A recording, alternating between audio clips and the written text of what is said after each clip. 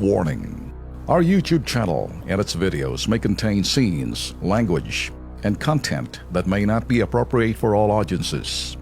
These videos include surveillance footage, undercover pursuit of suspects, actual police and rescue operations, and fearless confrontations. If you do not approve of the content, please do not watch our videos. If you wish to continue, we strongly advise that you proceed with caution. Viewers' discretion is advised. Kapag Tagaytay ang nabanggit, preskong hangin agad papasok sa isip. Bukod sa malamig na paligid, maraming lugar para mag-food trip. Alamin sa Kilos Pronto.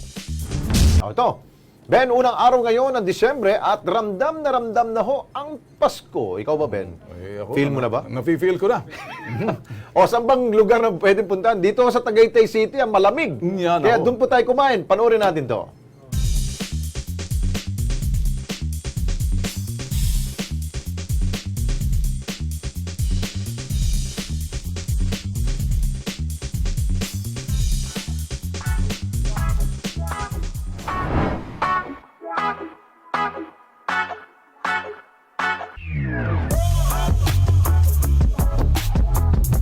Hi, ako nga pala si Carlo Togodil. Halika kayo, tikman at lasapin ang pinagmamalaki naming pagkain.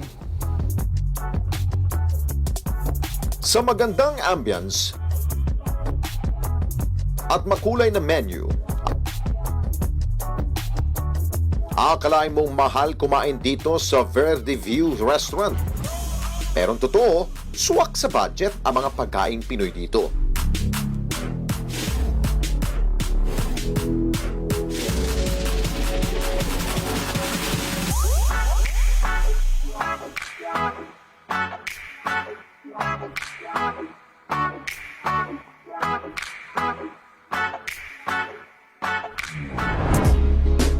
Pinansagang Verde View ang kainang ito dahil eco-friendly ang setup at nature lover ang may-ari.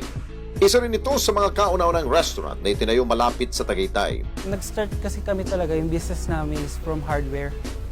So yung mga nagiging customer namin doon sa hardware, naghanap sila ng mga place na pwedeng kainan dito sa Alfonso.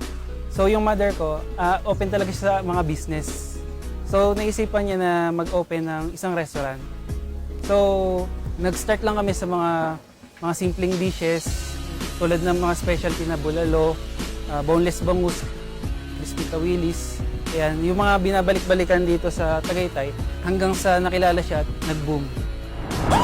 Sa halagang 160 pesos, meron ka ng crispy tawilis na good for 3 persons. Boneless bangus sa halagang 380 para sa 4 katao. 365 lamang ang sizzling sisig good for 4 persons. At ang binabalik-balikan na mga suki rito, ang bulalo. Nasa halagang 380 pesos, mabubusog na ang 4 katao.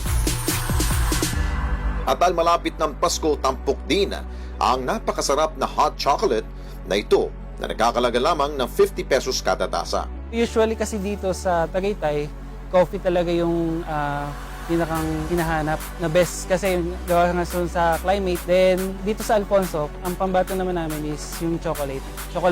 Galing sa Chocolateng Bailen. Ang bawat pwesto ng mga kainan, temang-tema sa ipinagdiriwang ng mga festival sa bansa. Pumwesto lang sa okasyong gusto mong ipagdiwang. At kapag tumayo ngayong Disyembre, damam mo na ang simoy ng Pasko. Mabubusog ka pa sa pagkaing ang sarap at tunay na panghandang Pinoy.